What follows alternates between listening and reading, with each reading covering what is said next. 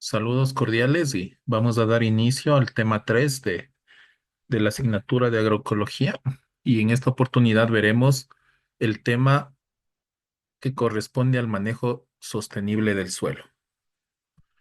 El contenido lo podemos ver en pantalla como tema principal, ya lo habíamos mencionado, manejo sostenible del suelo y tenemos temas secundarios que son los siguientes: salud y productividad del suelo, fertilidad del suelo, puntos claves para el manejo sostenible del suelo, conservación de la cubierta vegetal, uso de prácticas sostenibles, manejo de la erosión, incorporación de la biodiversidad y la materia orgánica. Eh, Vamos a iniciar comprendiendo cuáles son los aspectos de la salud y la productividad del suelo. Entonces, un suelo saludable es aquel que tiene todos sus parámetros químicos físicos en completo orden. Los principales parámetros químicos y físicos del suelo son el pH. El pH es aquella escala que mide la alcalinidad pasando por un punto de neutralidad y que se dirige hacia la acidez. El punto neutro del pH en la escala es el número 7. La escala del pH va de 1 a 14, determinando que el 7 sea el neutro. Entonces, existen ejemplos de pH neutro, por ejemplo, la leche, por ejemplo, el agua, la saliva, y entre otros ejemplos. Y consecuentemente, ejemplos de productos o alimentos alcalinos podría ser una sopa, o cualquier alimento que contenga sal o azúcar. Y consecuentemente algunos ejemplos de pH ácido podría ser un limón, algún cítrico que tiene un pH ya algo elevado, y determinando en pHs mucho más elevados y contundentes, por ejemplo, ácidos clorhídricos que estarían en capacidad de desintegrar la materia orgánica. La conductividad eléctrica está muy ligada al pH. La conductividad eléctrica es aquel factor en, en donde se transmite la electricidad según la salinidad del agua. ¿De acuerdo? Entonces, el suelo, el suelo viene a constituirse una solución entre los componentes sólidos del suelo y el agua. Y esto va a dar como consecuencia una, una solución con un determinado contenido o nivel de pH y conductividad eléctrica. Y la capacidad de intercambio catiónico viene a ser una propiedad del suelo en donde uno de los componentes más importantes de este, que son las arcillas, principalmente las arcillas, pueden retener determinados cationes para ser intercambiados en el sistema radicular de las plantas. Existe otro, otro componente de la salud del suelo que es la porosidad. Todo suelo tiene un nivel de porosidad. Aquellos suelos que son muy compactados, ¿sí? Tienen una bajísima porosidad. Por ende, suelen caracterizarse como suelos impermeables, pero aquellos suelos que tienen bajo nivel de compactación tienen gran capacidad para asimilación de agua y por ende pueden retener el líquido vital y ponerlo a disposición de las plantas. Entonces, haciendo un contexto, la salud del suelo, pues, son aquellos parámetros en los cuales los distintos aspectos físicos y químicos se encuentran en un nivel óptimo. El nivel óptimo de pH va a ser siempre en un nivel aproximado al 7. El nivel de porosidad va a ser en un nivel en donde nosotros tengamos una densidad aparente, ¿sí? Que garantice presencia de agua y presencia de aire. En tanto, nosotros vamos a relacionar la productividad del suelo relacionando el contenido de materia orgánica, ¿sí? El porcentaje de materia orgánica en el suelo nos dará la relación de su productividad. Un alto contenido de materia orgánica nos indicará que es un suelo bastante productivo. Por ende, y de igual manera relacionado a la materia orgánica, está la disponibilidad de los macronutrientes, así como de los micronutrientes. Los principales macronutrientes es el nitrógeno, el fósforo y el potasio. Y los micronutrientes son el resto de minerales. Por ejemplo, el calcio, el magnesio, el azufre, el boro, el silicio, entre otros. Pero la disponibilidad de estos para ser asimilados por las plantas nos dará el nivel de productividad. ¿De acuerdo? Entonces, en ese sentido, nosotros vamos a ir definiendo estos dos aspectos, salud y productividad del suelo. Entonces, mire, antes de continuar, tenemos que tener claro cómo está compuesto el suelo. El suelo va a estar compuesto en una relación del 45% de minerales, ¿sí? Minerales que pasan un proceso de, disculpen la redundancia, de mineralización, ¿sí? Y que tienen un nivel de dinamismo en el suelo, ¿sí? Muchos suelos tienen determinadas cantidades de minerales, por ejemplo, fósforo, pero hay una característica esencial con el fósforo. El fósforo es un mineral poco móvil. Entonces, vamos a necesitar de otros factores para que el fósforo se vuelva disponible para las plantas. Un 5% de materia orgánica, ¿sí? Nosotros hemos determinado, o se ha determinado, que los suelos agrícolas en el Ecuador tienen un porcentaje de materia orgánica bastante bajo y el promedio nacional está bordeando los 2 puntos porcentuales. Comparten mismo porcentaje tanto agua como aire, pero con el 25% respectivamente, pero todos estos niveles son fluctuantes. En temporada de sequía, el nivel de aire predominará sobre el nivel de agua. En, en temporadas de alta pluviosidad, el porcentaje de agua predominará o sobrepasará el porcentaje de aire.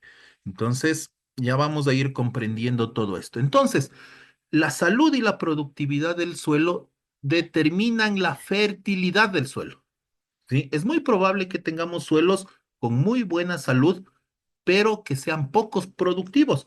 Eso determinará una baja fertilidad. O sea lo contrario, que tengamos un suelo con buenos contenidos de materia orgánica, con buena disponibilidad de macronutrientes y micronutrientes, pero que con respecto de los estándares de salud del suelo estén completamente alterados. De igual manera, eso determinará en un suelo poco fértil.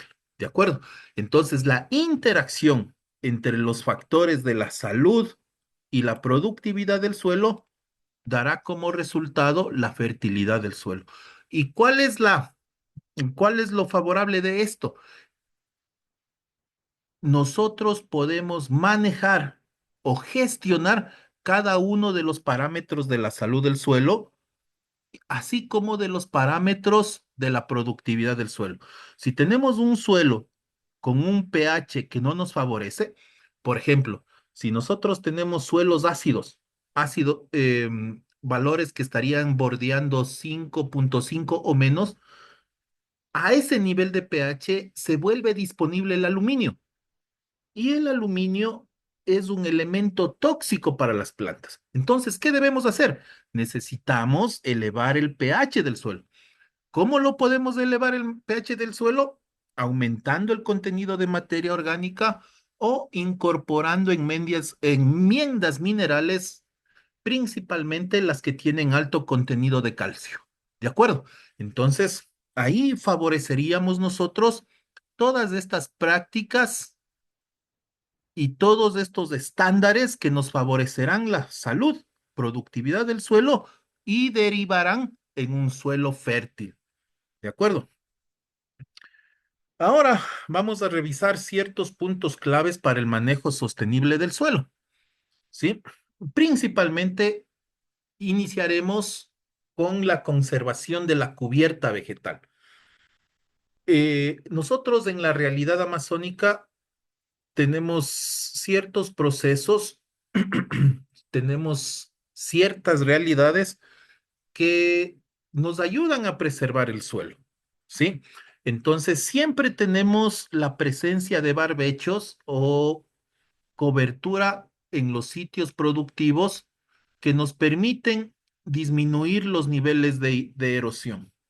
Entonces, la conservación de cubiertas vegetales quiere decir que siempre vamos a privilegiar la presencia de vegetales, la presencia de cultivos, la presencia de cobertura vegetal en los suelos agrícolas. Existen sitios en la Sierra Ecuatoriana que en el momento de ser preparado el suelo queda completamente descubierto y está a merced de todos los fenómenos climatológicos, principalmente lluvia, que provoca grandes arrastres. Otro de los fenómenos climatológicos es el viento, que también provoca grandes pérdidas de suelo. ¿De acuerdo? En la Amazonía esta realidad no está tan presente, pero debemos proteger nuestra capa arable, ¿sí? Porque en el momento en que nosotros protegemos nuestra capa arable utilizando una cobertura vegetal, movilizamos y reciclamos los nutrientes, ¿de acuerdo? Mejoramos la estructura del suelo y se rompen capas compactadas y también determinamos una baja compactación para el desarrollo de las raíces. ¿De acuerdo? Entonces, siempre vamos a privilegiar cobertura vegetal de suelo. Seguidamente, hacemos uso de prácticas sostenibles. Compañeros, el suelo es el sostén de todos los servicios ecosistémicos de la producción agroecológica. Por lo tanto, está muy presente en la realidad de producción agrícola amazónica, principalmente en la provincia del Napo y en la provincia del Pastaza, prácticas de labranza mínima, prácticas de cero labranza. Estas dos prácticas es común denominador, por ejemplo, de las chacras amazónicas, en donde se ven involucrados cultivos asociados, ¿sí? En donde se ve agroforestería y están presentes los sistemas silvopastoriles. Ahora, que tenemos que perfeccionar la chacra amazónica, que tenemos que tecnificar la chacra amazónica, que tenemos que levantar más innovación en la chacra amazónica, eso es indudable. Necesitamos mejorar el sistema agroforestal, necesitamos mejorar el sistema silvopastoril. Un claro ejemplo de esto van a ser los sistemas productivos costarricenses, que a través de sistemas silvopastoriles ellos han logrado incrementar el rendimiento de la leche con sistemas tradicionales de pastoreo en un rango del 15 al 20%. ¿De acuerdo? Igualmente, la agroforestería es extraordinariamente importante para nosotros, puesto que alguno de los científicos más conocedores del tema agroforestal menciona que el Ecuador no es un país agrícola, ¿sí? El Ecuador es un país agroforestal, ¿de acuerdo? Entonces, necesitamos perfeccionar el sistema agroforestal y sacar adelante cultivos tan importantes, con tanta importancia económica como lo es el cacao. ¿De acuerdo? Otro de los puntos importantes del manejo de la erosión. ¿no es cierto? Nosotros como conocemos como erosión la pérdida de la capa arable o de la capa cultivable de suelo.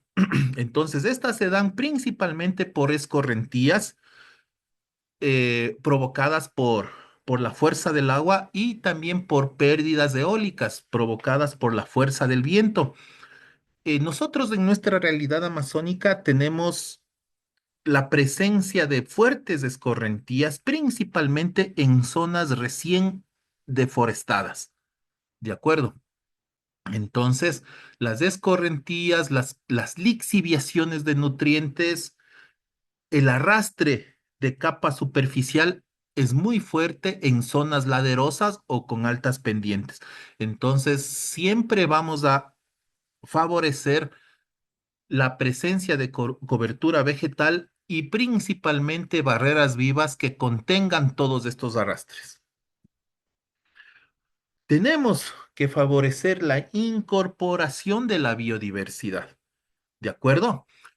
En este tema es muy importante conocer de plantas atrayentes, de plantas que atraen polinizadores, de plantas que atraen controladores biológicos, así también como plantas repelentes. Aquellas plantas repelentes se caracterizan por tener aromas y olores extraordinariamente fuertes.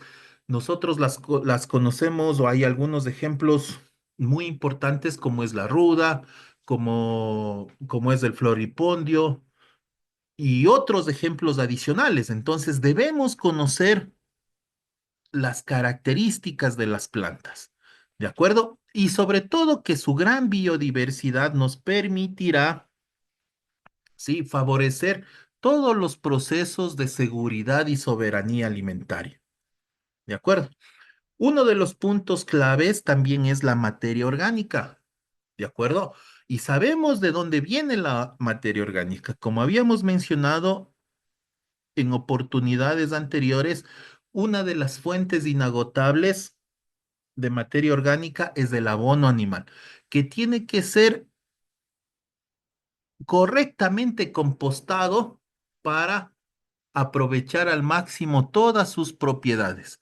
Y una de las propiedades más importantes es aquella que dispone o nos favorece la disponibilidad de los nutrientes. Un ejemplo muy clarísimo es la famosa nitrificación, ¿sí? ¿Qué es la nitrificación? Por ejemplo, muchos de los agricultores, muchos de los productores incorporan gallinaza fresca al cultivo, ¿correcto? Entonces, al ser una gallinaza fresca, la gallinaza es fuente de nitrógeno, pero ese nitrógeno se encuentra en forma amoniacal. Por eso es que el olor de la gallinaza es algo penetrante o tiene un olor fuerte. Pero en el momento en que la gallinaza es compostada, todo ese nitrógeno de forma amoniacal se transforma a una forma de nitrato y este nitrato se transforma a forma de nitrito y la planta absorbe nitrógeno exclusivamente en forma de nitrato y en forma de nitrito. Entonces, cuando nosotros incorporamos una gallinaza fresca, no, se desperdiciará gran cantidad del nitrógeno. ¿Por qué? Porque el amonio o el nitrógeno amoniacal es muy inestable, es muy volátil. ¿De acuerdo? Pero cuando se transforma de amonio a nitrato y de ahí a nitrito, se vuelve una molécula estable para ser absorbida por las plantas. ¿De acuerdo? Entonces, esa ha sido, estimados estudiantes, la clase para el día de hoy. Espero haber sido claro y si es que alguna situación no ha quedado comprendida, con mucho gusto receptaremos sus inquietudes y preguntas. Muchas gracias.